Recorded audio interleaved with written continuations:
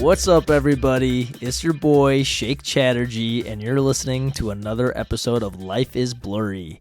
Today, our very special guest is Amanda Bucci, who is a business and alignment coach and an author.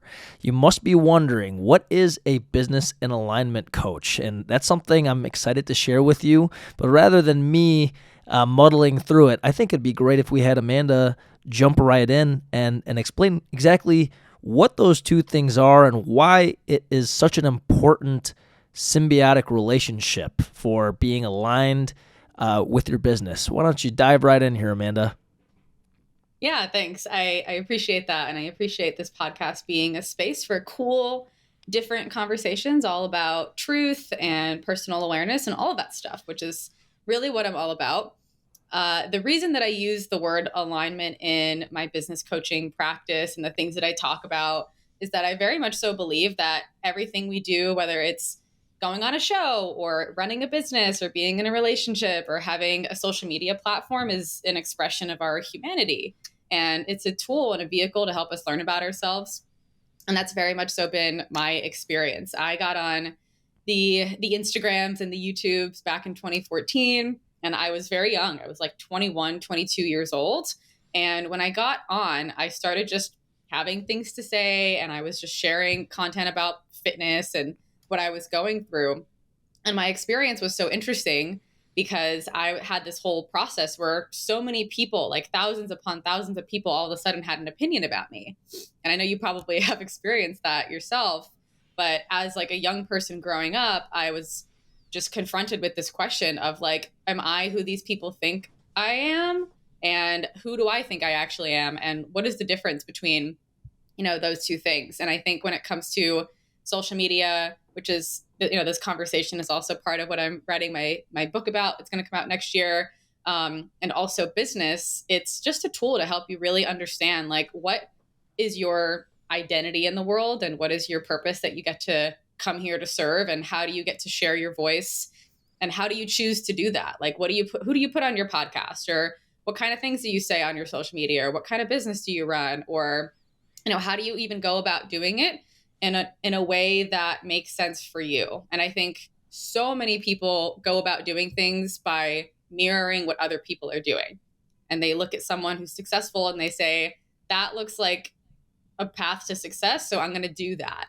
And I don't know if you've ever danced before or like watched people dance, but I like to use this metaphor about dancing, where if you're watching someone else dance and you're trying to do what they're doing, you're always going to feel awkward. It's always going to feel like not you. It's just going to feel like you're trying to do what they're doing, and you're always going to fall short. But if you close your eyes, yeah, and it's always going to feel funky, and you'll just be like, wow, I'm really comparing myself to that person, or I'm almost there, but I can't quite make it look the way they look, because they're in their own expression and you're not in yours. So if you just close your eyes and you're like, oh, what does it feel like for me to move my body? Maybe I'm not super skilled at it yet, but I can get there. But what's my version of this? That's always going to feel like the better path. So I really like the conversation about alignment and helping people figure out like what is their actual path. And currently I do that through business. I've done that through personal development in the past, and I just do it through lots of different ways, but I love that conversation. Oh, that's amazing. Yeah. And not only do you do it, but you're very successful at it. You've grown, quite a following, have had countless clients and success stories. And, I was digging around and trying to learn as much as I can about what you do. It's not something that's, incredibly easy to describe. I think you did a great job of describing it, but it's a bit of a novel concept, even though it makes so much sense once you say it. But one thing I thought was very interesting is your discussion of entrepreneurial archetypes. So my understanding is that, we even though we're all our own person and unique, we kind of fall into certain somewhat maybe not stereotypical, but somewhat predictable kind of paths that are, easier than other paths that we may choose to take. And if we were to, go on a different path, it might be tougher than if we embrace the path that we're almost kind of meant to be on. Would you say that's a fairly accurate description, or how would you put it? Yeah, I like that you used the word stereotypes, and it kind of felt like a little funky there because one of my favorite card decks that I have in the little bookshelf I've got back here is called the Archetypes card deck. And it's by this woman named Kim Kranz. And inside the little flip book of information, she writes about stereotypes versus archetypes. And there's a poem in there that really moved me and represented a lot of just kind of how we view people and put people in buckets and put ourselves in buckets. And she wrote that with stereotypes, we have a preconceived notion of like, oh, that's an influencer, or that's a reality TV star, or that's a mom who lives in, middle America or whatever. And with stereotypes comes the pain of contraction. We limit people, we see them as rigid, we see ourselves as rigid, and we don't really give people the opportunity to be seen by us in their full humanity. With archetypes comes the joy of expansion. Archetypes are more of a set of characteristics, but everybody knows like what the class clown is like, or like the engineer or the developer or whatever. And it doesn't necessarily limit you, but it shows you like, oh, I have some of that too, but they're just really expansive in it, or they have a lot of that character trait, or like, I know what that's kind of like because they live within all humans. Mm-hmm, so I think that's really cool. And a part of my process for coming up, I have a personality quiz for entrepreneurs, as you mentioned, the entrepreneurial archetype quiz. And I mostly came up with it because I just saw a lot of patterns in myself and my clients, and how hard it was for all of us who are figuring out online business and the online social media world to see like, okay, that person has a really big company and they have all these employees and they are doing a big podcast and this and that. And over here, there's some people that are like, I just want to host retreats and I just want like referrals for my business and I just want to talk to people every day. And I don't know if I need all that. And I feel like I should. I feel like I should need that other thing. Because someone else is doing it, they feel like they're missing out on something. Exactly. Or like how they are isn't okay for some reason. And that was very much so my experience. I have lots of followers now. I originally was on YouTube and Instagram, like I mentioned, back in 2014 and 15. And I was a fitness influencer for a short period of my life. And what I was doing, I was just very in what I call the creator archetype, which is just content creation. I made videos. I have like 450 videos on my YouTube channel and 200 podcasts on a podcast I used to run. And I just love making content. And that feels so natural to me and it feels easy to me. And for some people, that's like not their jam. It's like, that is so hard, so challenging, but everyone's doing it. And everyone should be a content creator in the whole conversation. And I also did fitness coaching and business coaching. And I'm the other one was the coach archetype. So there's a creator, which is innovation, visionary, ideas, creativity, self-expression, more like airy kind of types. Mm-hmm. And then there's the coach, which is more relational, emotional intelligence, connection, and service-based. And then there's the teacher, which is more informational, researcher, practical, structured. And then there's the architect, which is more systems-based thinking, engineer, developers, entrepreneurs who build bigger businesses and can see all the scaffolding. And it's more of like the ambitious types. Mm-hmm. Got it. I've done all of them. I've been in all of them. And I thought that I had to be all of them at a certain point. I've had my hands in pretty much everything. I've spoken at big events and I've done talks and I have courses and I have coaching programs and I've done all the things, but I got really burnt out when I was 26. And I was like, I don't think 26-year-olds should have adrenal fatigue. That's probably not good.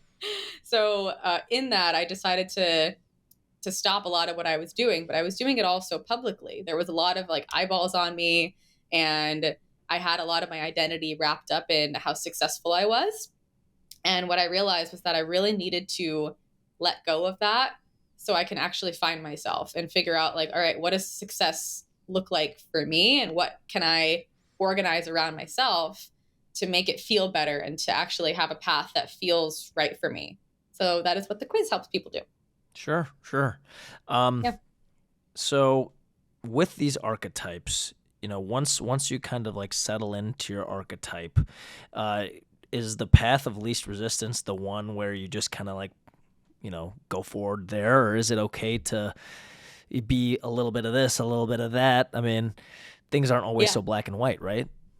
Yeah, they're 100% not black and white. They're fairly nuanced, contextual, fluid. Blurry maybe? Blurry perhaps, I would say. And yeah, you're really on track with that.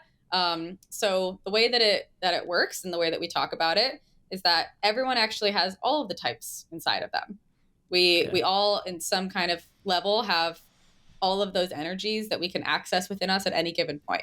You may or may not have the skills for some of them. So if you've never done any of them before, if you're like totally fresh, you may not have any of the skills, but you might have some predispositions. So the way that the quiz works is it'll show you what percentage you currently feel you embody of each of them from like first, second, third, fourth. Okay. So for me, my breakdown is creator, coach, teacher, architect. But I have a lot of skills in all four of them because I've done a lot of the things over the years. But my natural predisposition is definitely like creator is easy for me. It gives me energy. It's an energy giver rather than an energy drainer. And the teacher and the architect, I can do them. I'm good at them, but they require a lot of like effort, and they require more like, okay, my brain doesn't necessarily work that way, or my brain has a little bit of a more challenging time doing something like that. I can do it. I can figure it out. But if I try to put all of my effort and energy or like make a whole business model around that, it's going to take me way more time, way more energy. And I won't be in like the most natural pocket that makes sense for me. Sure. Yeah. It might just be a little bit tougher to do that. Do you feel like these archetypes are easy for other people to pick up on? I mean, I know, some of it's like we're looking inward to figure our own archetypes out, but do you think, upon meeting somebody, are you able to kind of figure out what they are, even, without having gone through a formal quiz?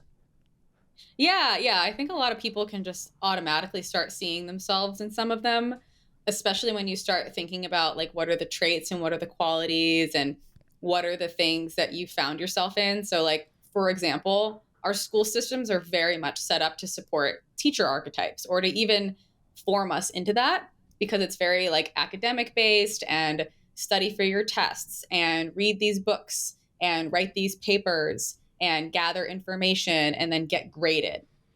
So right. Many of us obviously went through the school system, and like that's the kind of structure of that.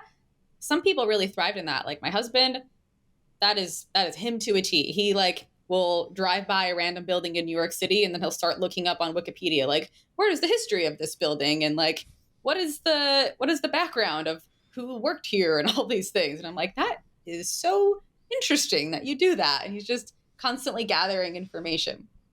And which archetype was that for the gathering? The teacher. That's the archetype. Teacher. Okay. Got it. Yep.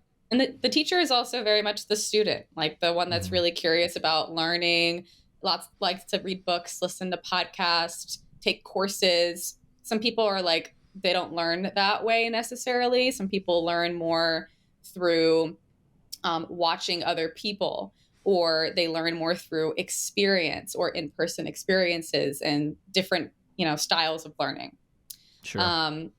Some people may resonate with being like the person that coached everybody, or the person that everybody came to for advice as a kid, or maybe they were like the middle child, or they were a people pleaser, or they had some sort of connection to being like a person that everybody went to because they're empathetic or they were understanding. And those people definitely resonate with the coach type in a different way. Mm-hmm. Do you think it can be irritating to people when they've placed someone in a certain archetype, but they behave, as if they're in a different archetype or just outside what they would expect for the archetype, that, they've mentally put someone in a box, but now they're acting like someone else? Do you think that kind of like makes people feel weird? Yeah. I definitely think that we do that all the time to people and to ourselves. We constantly are, and something that I love talking about is how do we allow more of ourselves and other people to be in the room. So like when actors decide that they want to be musicians, for example, people are like, that's not you, and that's not who you are, and that's not how I know you or see you. I know Right. you as this person in this box, and you're this guy. But when you start doing something different, it's very challenging for many, many people who don't know how to do this for themselves to allow space for you to grow, for you to upgrade, for you to like be more multidimensional and multifaceted. And I think it's mostly a reflection of the ability that other people have to do that for themselves. If they have a challenge Wow. I of love that. I seeing love that. themselves, yeah, yeah, yeah. Yeah. It's a lot of it's a mirror and a reflection. Yeah. That's a really good point. The people that themselves are flexible are a lot more, I guess, forgiving when they see that we could call it incongruence in someone else, because they're like, all right, they grew, good for them. I'm growing too, But I've noticed this in my own experience that people that are hesitant to accept these kind of changes in others, a lot of the time it's because they are unable to accept that in themselves. So they're kind of, almost stuck in a certain spot. And the way I kind of think of it is it kind of irritates their demons, their own demons, right? And that's why it kind of like makes people upset or mad. Humans, we look for predictability, right? We look for congruence. The profession you have should match the demeanor you have, should match, how you spend your time at home, like et cetera, et cetera, et cetera, right? And being somebody who I almost pride myself on my incongruence, right? I'm like, you will not put me in a box. Like, I will not be stereotyped. I'll be a veterinarian that's a DJ on the side. Like, okay, what are you gonna do about it? And that's exciting for a lot of people, but it's also irritating for a lot of people, and they want to hate on it. I mean, that's my own personal experience, but I wonder if you've seen anything similar out there in the wild. Yeah. And just to reflect back to you, I think that's so cool about you. I think there's definitely something that you represent that is a challenge for people to see the multidimensional versions of you and your potential to grow and be different and do different things and have a podcast and, whatever all of your next steps are going to be, because you're in the public eye and you were looked at as a very particular like avatar or type of person.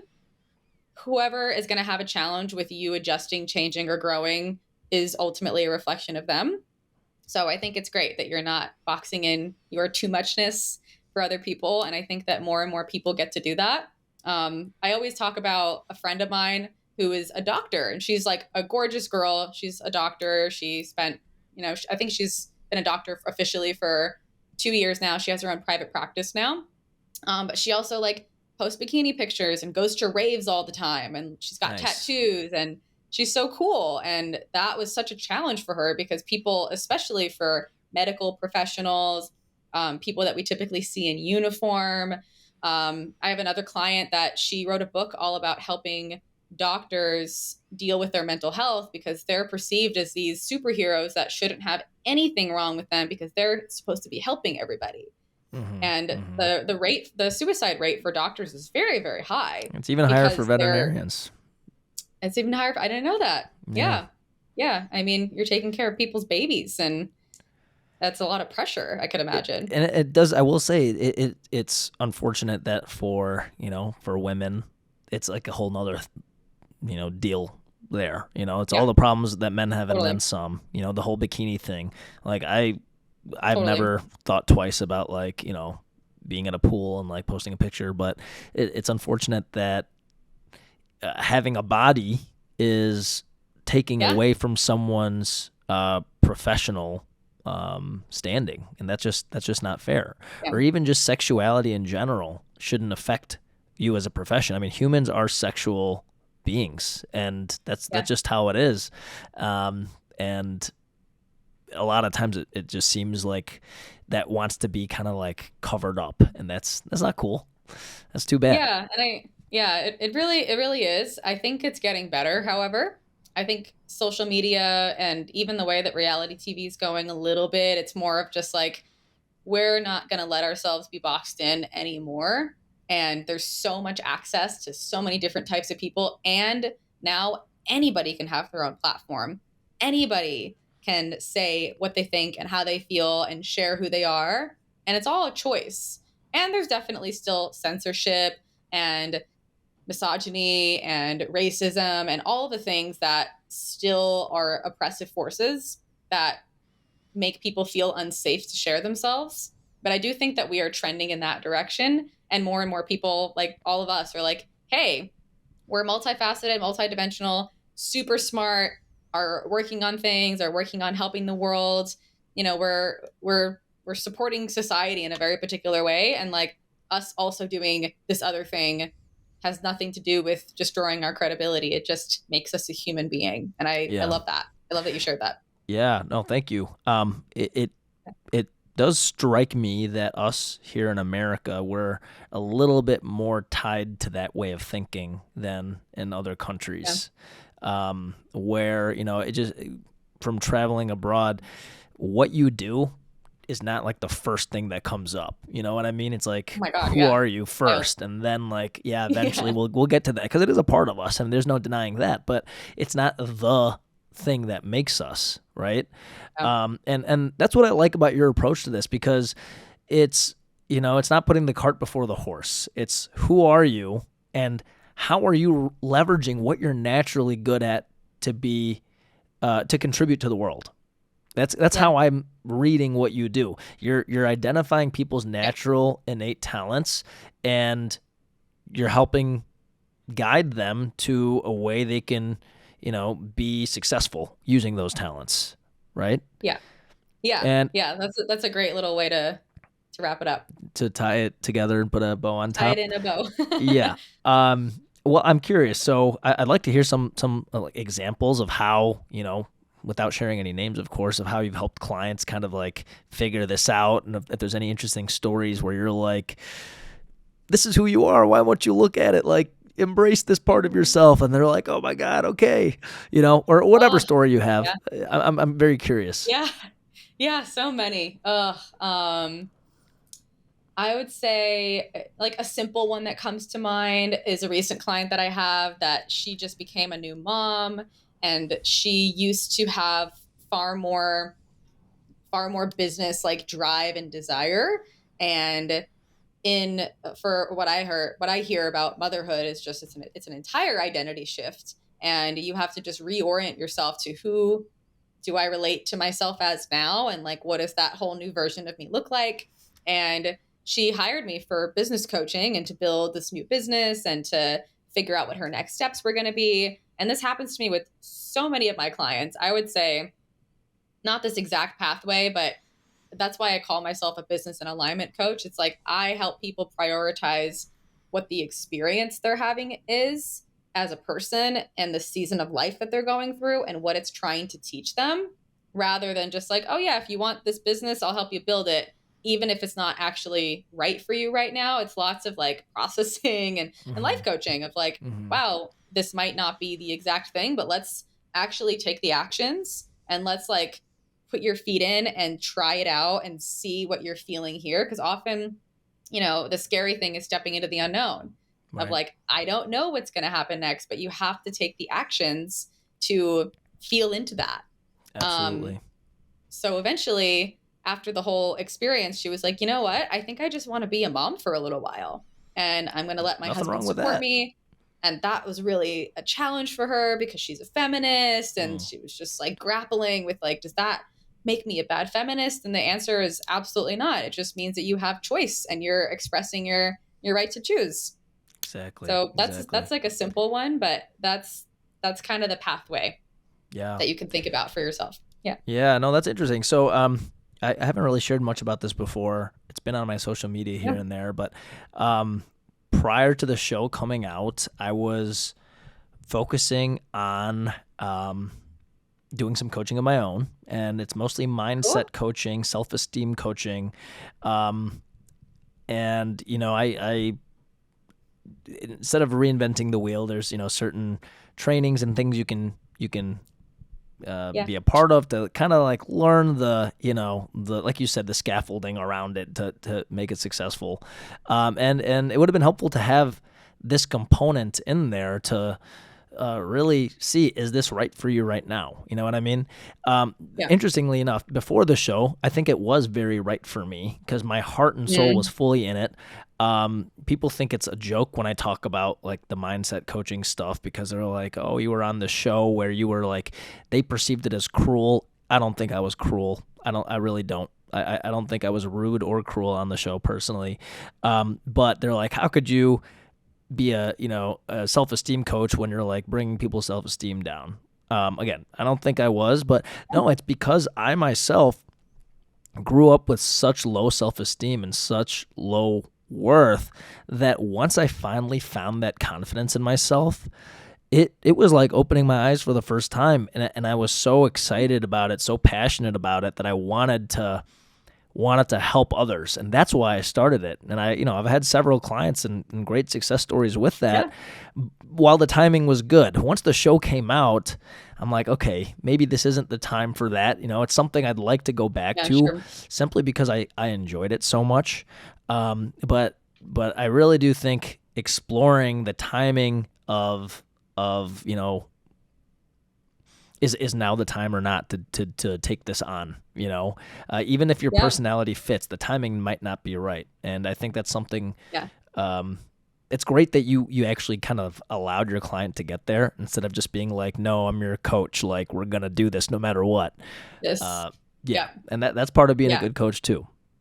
So I like that. Yeah. I love that. Thanks for sharing your experience of what you've gone through. And I think for a lot of people and for a lot of coaches, especially, the journey that you go through and the things that you learn as a result of it, you eventually experience what so many people don't have. And you're like, I have the tools to help other people get here, and I want to pour that into other people. And yes, there's definitely, coaching skills to learn and business scaffolding to learn and figure out. Mm-hmm. And then timing totally also plays a factor. But I think specifically with timing and branding, even for you, there's definitely like what might have to happen for that. If you wanted to bring that back eventually, like what might you get to do or need to do? And I think the podcast is a great stepping stone to whatever you get to do next, because you get to share more of your heart and more of your truth and more stories and connect with more people and just show people a different side of you. So I think where you are at is probably great for your brand. Well, thanks. Yeah, it's been really nice being able to kind of show people a different side of me, and that is something I want to bring back. We'll have to maybe off the record chat a little bit about, your ideas for me, because I really love what you've done and what you're doing, because you literally join spirituality with business. It's not just one or the other, and I think that's unique. Now I know another kind of catchphrase you use is your purpose-based fulfillment, right? So when somebody hires you as a client, is it usually that they come in with a goal to start with, or is it something where they're like, hey, like I need to do something with my life, like I'm a blank canvas, what would you say it typically starts as? Yeah, that's a great question. I've definitely worked with people from all walks of life and lots of different starting points. I would say people usually come to me if they have like either a little bit of an idea or they've done a little personal development and they like what I have to say and like the specific way that I say it. Mm-hmm. And with that, I've definitely helped people who already have a business and they have business goals and they have money goals they want to reach and programs they want to build. And I've also helped people who are like, I want to tear it all down and start something fresh, and I don't know what that is. And then I've had people that are like, I want to start something and I know a lot of who I am, but I don't know how to do the thing. Mm-hmm. So there's plenty of entry point options, I would say. Okay. And ultimately the way that I see it is just like, it's a pivotal point in someone's journey. It's just like, I am looking for something different and I don't know if I have the skills, the tools, or the perspective that I need to actually make that thing happen. Sure. So I know you mentioned somebody, a new mom. They wanted to go down this Yeah. path, and then they're like, hey, you know what? Maybe I should just be a mom for a bit. Have you ever had someone come on and you've like completely shifted them to a whole nother category? Like, yeah, I want to still do something, Yeah. but like I was over here and now I'm over here. Can you tell me about that? Yeah. Yeah. Plenty of people. I would say myself first and foremost. So my biggest shift that people saw was like, I have 225,000 subscribers on a YouTube channel of fitness blogs. That is like a little graveyard, a little version of me on the internet that I don't use anymore.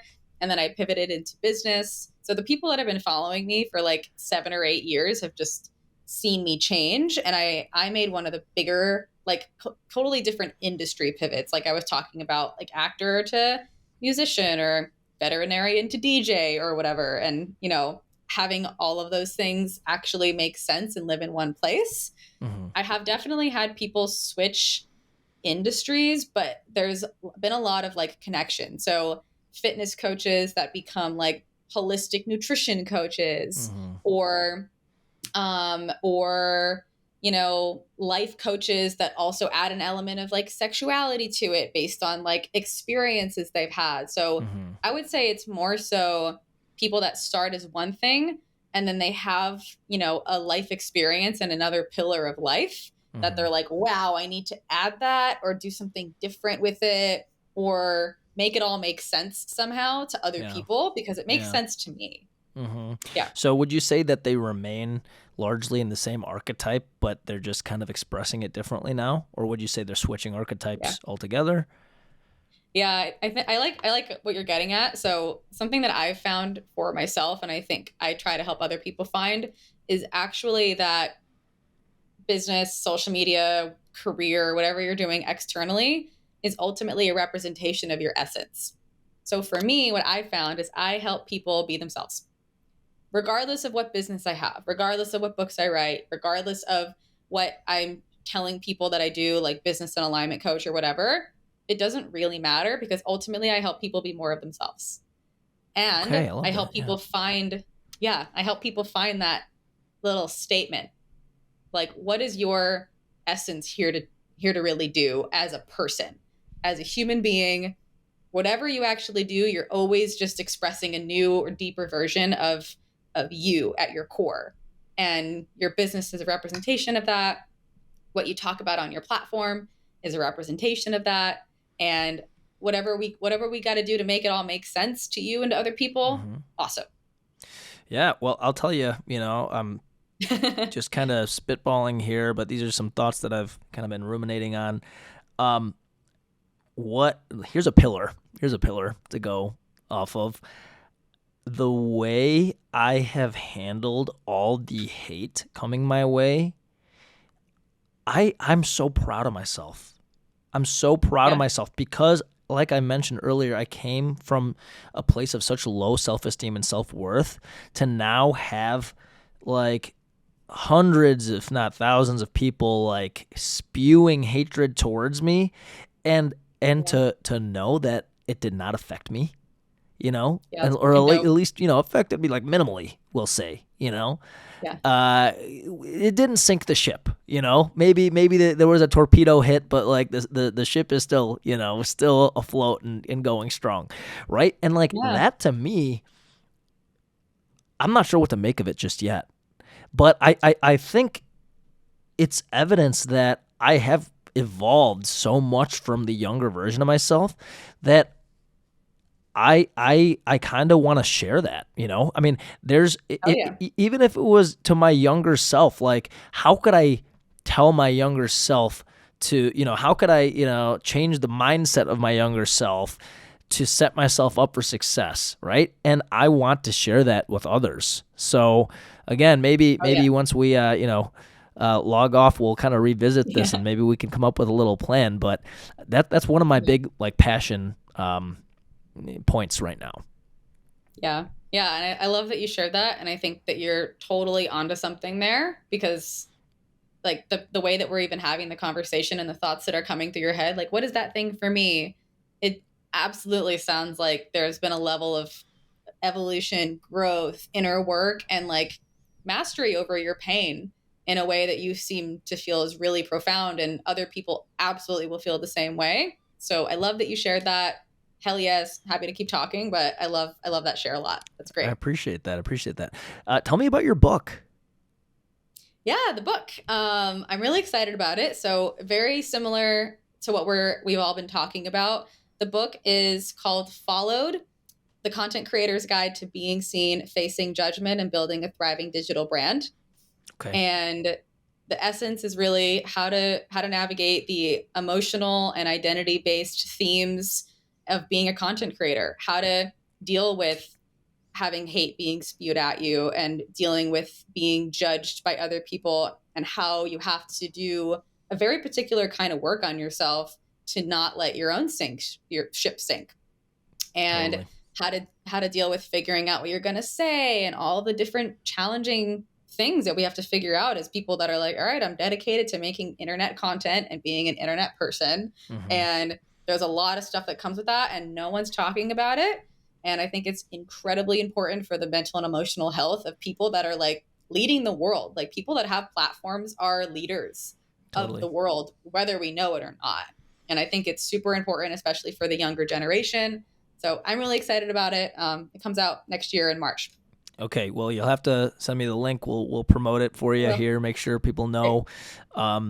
And I can't wait to read it, because there is a bit of a transition you have to go through when you get suddenly all these followers, where it's like, I'm no longer just posting for like my few hundred family, friends. Yeah, exactly. Your words have a bit more impact, whether you want them to or not. And I think it pays to be a little bit more conscious of that. I wasn't at first. I'm getting there, because to me, I'm like, authenticity over everything, honesty over everything. Like that's kind of where my head's been at.